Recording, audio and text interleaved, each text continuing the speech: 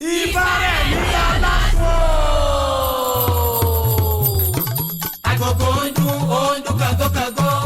Ìyá ìlú ń wí tirẹ̀ ó rọ̀ sọ̀mù. Ifaremi Olosun. Àti wá ọ̀dẹ́lé ilé eré ló ti wá o, gbogbo èèyàn ló ti mọ̀. Ifaremi Olosun. Ọ̀la olóyàn ọ́ kì í ṣe mímọ̀ rẹ nìkan. Kò ní ń wọ́, àwì yìí ń kú, iṣu kì í wọ̀ bẹ́ẹ̀. Ifaremi Olosun. Kò ó sórí ire. Wọ́n dàgbà ládògbò wa tún lálàáfíà. Ẹ̀yin olólùfẹ́ Ifaremi Olosun. Gbogbo yín la kí adúpẹ́dúpẹ́ o, kájọ ṣàṣeyẹ o. Ifaremi Olosun. Ifaremi Olosun ó kú iṣẹ́. Alafia family, it is yours truly, Ifaremi Olosun, and I'm here to do another quick video for you. I will be discussing Orisa offerings. Just a really quick video. Something that I often get questioned about. If I am not initiated, can I give offerings to the Orisa? That is what I'll be talking about and discussing today. Please make sure, as always, that we keep this knowledge going. Share, build a community here. Show your appreciation and support. Like, share, and subscribe. Check out my website, ifaremi.com. Check me out on Instagram because I post other little short videos. Ifaremi at ifaremi.olosun. Please be aware of all of the other fake pages on Instagram. There's only one official IG page for me. And make sure that you check out academyarise.com, which is going to be showcasing my new and up-and-coming Oshun Masterclass. Please register. When you register, you do get access to the free online community without paying for any subscription. So please make sure you go and do that. Now that we've got that out of the way, let's get into it. If you are not initiated, can you give offerings to the Orisa? Complex answer. Yes and no. The reason I say yes and no is this. I've been in this path now for about 10 years. I'll say initiated for about 10 years into Ifa and Obatala. And then after that, Oshun and Agbe. But totally, I've been in the path for about 13 years. Nevertheless, I didn't start off as an Ianifa, an Oshun priestess, Obatala priestess. I didn't start off, or Agbe priestess. I didn't start off as an initiate. So like many of you, I learned through trial and error some things. Even when guiding and teaching others, a lot of it was through trial and error. Trial and error. What I mean by that, primarily, first I started with my children, which I'm going to get into in the next video. How to make it your way of life. How to get your children involved in the path and get your children to embrace the path. But I started working with myself and my children. The Orisa are very powerful energies. That's why you'll find that even though those who are born in Yoruba land, those who are born in the culture of Orisa, Ifa, veneration, many of them shy away from it. It's not that they don't know about it. It's not that some of them don't even fully believe in that Christianity stuff or religion. I say it that way because that's how many of them see it. They do it for a multitude of reasons, which I shared in one of my other videos. Because in order to get jobs and things like that abroad, they have to be Christians. They have to change their name. They have to adapt because of colonization and its effects. But many of them come to Ianifa, Babalawos for help. I'm telling you, I've seen it with my own two eyes. Why is that? Why is that? When they know that is effective, when it's their own culture, why do they still go to Ianifas and Babalawos for help if Christianity is where it's at? If being a Muslim is where it's at, why do they still do spiritual, cultural, Orisha, Ifa stuff? One Nigerian told me himself, who is a Christian, who comes from a lineage of Ifa and Orisha devotees turned Christian. He said, many of us don't do Ifa and Orisha veneration because of its power. They know it's powerful, but because of colonization, they've been taught to fear it, so that they can get ahead of life, so they can get a job, so that they can provide for their families, so that they can go to school. Many of them have to convert. That's where they set it up over there. A lot of the schools, the hospitals, the jobs are funded by Christian and Muslim organizations, which forces them to have to convert. But they know the power. So I just tell that little story, an example, to say it's nothing to play with. This is not hee hee ha ha, let me play around with giving offerings to Oshun. Oshun might be sweet, but Oshun is also a fierce warrior. Oshun's power is indescribable. I will get into that in my up and coming Oshun masterclass. So I don't want to get into it too much now. But you'll often see so many women going to the river, thinking that they can just get a bell online, dress in yellow, buy some sunflowers and some honey, and approach Oshun. How do they say it in Nigeria? Lie, lie, rah, rah. No, don't work that way.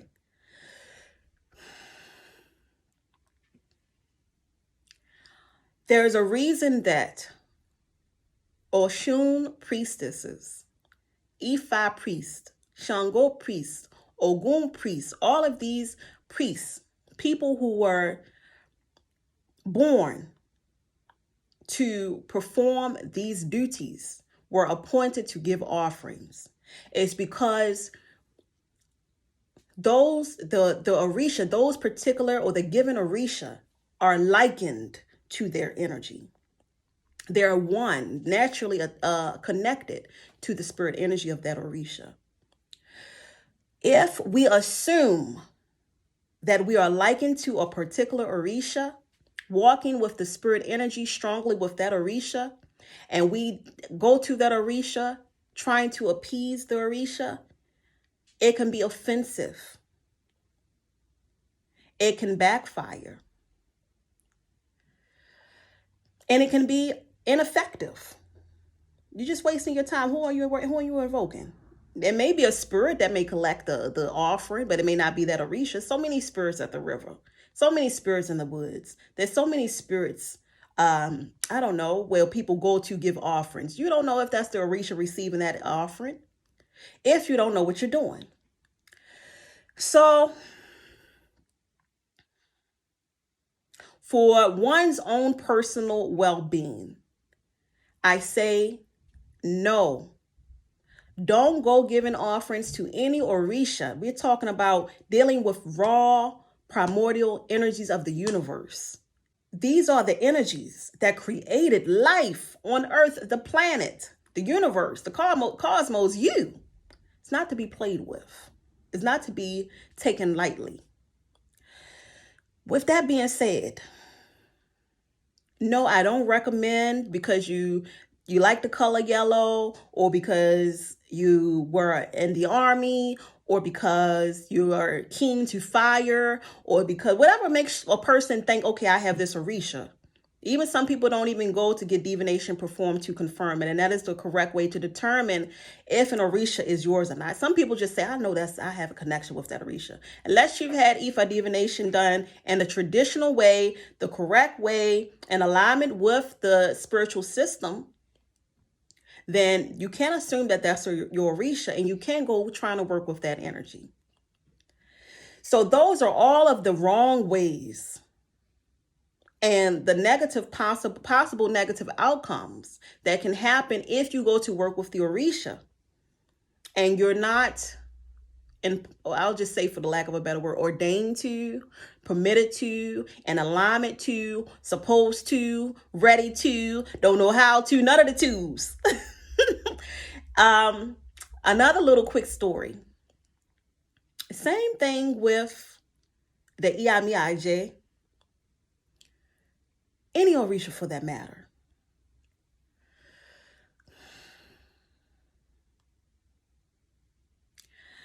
Earlier on, when I was teaching my children. I have an older daughter, and she's also Omo Oshun. And so, just thinking that because I could do it and I did it, teaching her how to work with the Iyamiaje. Again, that takes a different type of level of power, understanding, spiritual elevation, and approval from that given spirit energy. So her experience was not a positive one. And she came back to say, Ma, I'm experiencing this, I'm experiencing that when giving these offerings, and it just doesn't. And I said, you know what, my daughter, I made a mistake. For now, I have to give the offerings on your behalf. Someone must give the offerings to Iyami Aj on your behalf. Because your spirit energy is not keen to that. It's not liking to that. It's not ready for that. It's not here for that. And so I did. So when people work with the Orisa and they're not supposed to, they will experience things like things going disarray instead of going better in their life. They can have nightmares, bad dreams. They will experience everything that they were seeking sometimes to achieve by working with that Orisa. It will be the flip side of that. I've seen it firsthand. It's like the energy is rejected. It's like because one, it's about the consciousness. We connect through these energies through our consciousness. So you have to have certain gateways, doorways, a certain level of consciousness and a certain natural energy to be able to propitiate, appease, approach or work with these Orisa. I'm telling you, I don't care how many YouTubers I hear on here who are not initiated, who don't have my experience, who tell you the Orisa is for everybody. You don't need a Babalawo. You don't need a Yamnifa. You don't need this. Anybody can. Lies they tell. I'm telling you from personal experience. And if they do it and they are not initiated, they have not had, which I'm going to get to in the next point, why I say yes, you can. On the flip side of that, it's under certain circumstances. If they do it and they have not been trained, given the okay, the approval, the know-how, what they need in order to do it, again, they don't know what energies they think are answering their prayers. It's so many spirits out there. And if they do it and they don't have bad dreams, they don't have nightmares, they don't have any of those things, they don't know how effective their offerings are. It may not even be doing nothing, but they think it is. And also it could be that sometimes the Orisa, these spirit energies, that part of our consciousness understands this person means no harm. They just trying, kind of that sympathy of our Ori, of our consciousness to say, oh, this person don't mean, let me just let it, But if you want to be able to powerfully, confidently, respectfully, keyword respect this tradition, respect the Orisa. If you want to be able to respectfully do it, just invest yourself a little bit. So that's why I say no and yes. Yes, you still can if you're not initiated, if you go under the tutelage and guidance of someone who has experience working with the given Orisa. Even me, I've been in this path, like I said, for over 10 years, for over a decade. And I'm not an Ogun priest. I'm not an Olokun priest, not an Orisa Aj priest. So even me, before I go working with any Orisa, especially that I'm not familiar with. Many of them, I have so many Orisa shrines, but I'm not initiated into all of them. So I have to go to an elder, go to a priest who specializes in that to say, how do I do this? How do I pray? How do I give offerings? How do I approach this Orisa? I can't just go playing guessing as I go along and say, oh, my spirit said do that. Don't play those types of games. It can backfire. Even to reiterate my point even further, even in Yoruba land, there's so many different lineages, so many different priests out there in Yoruba land. That's why if you go for initiation, It's only an Oshun priestess who can initiate one into Oshun.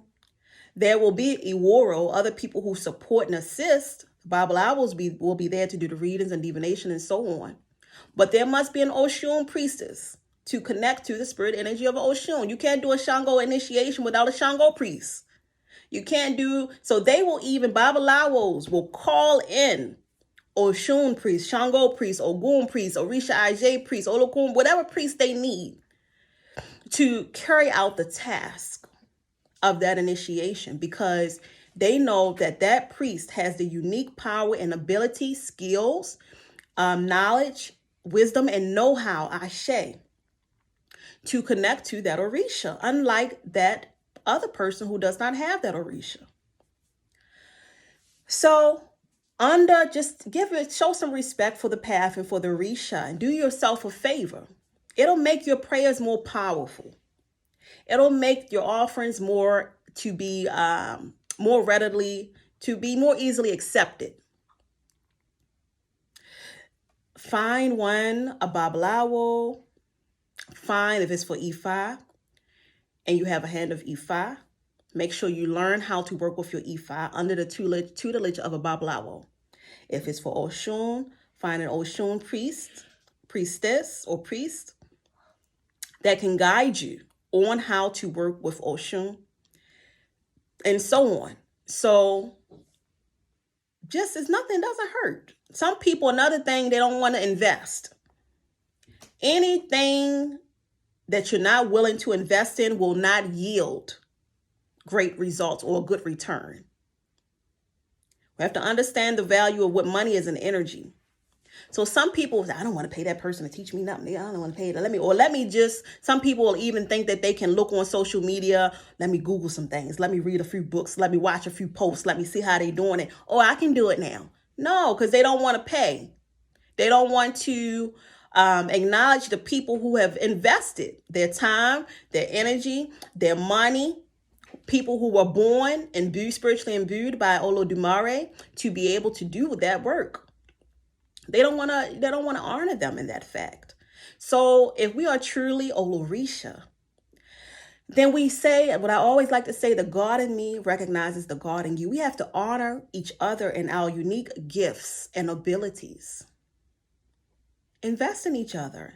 Invest in the Orisha. Invest in our spiritual elevation. Invest in our spiritual growth. If we can buy McDonald's, if we can buy Louis Vuitton, Gucci, if we can buy heels, shoes, pants, spend $100, $200 at Fashion Nova, why can't we take some of that spirit energy that is money and invest it into our spiritual knowledge, know-how, growth, and elevation? So that will be my answer to, can you give offerings if you're not initiated? Without the correct guidance, understanding, and energy, teaching, know-how, mentality, ashe, iwapele, and intention, no, don't do it. Under the right circumstances in which I just mentioned, you can. Sure you can. We're all here to uplift and raise the spirit energies of the Orisha that is within us and around us, whether we acknowledge it, accept it or not, those who do and those who don't. That's what we're here for. The spirit energy of the Orisha lives in us through the chakras, through our aura, through our ethereal body, through our organs, through every aspect of us and throughout the universe and the earth. And as we uplift those spirit energies within us and around us, we uplift ourselves, the earth, the universe, and collective consciousness. So the more people who appease the energies helps Olodumare, helps us, helps the earth, helps the universe to achieve balance, harmony, and higher ascension and elevation on earth. So by all means, do it, but just learn how to first. So with that being said, that's going to be all for this video.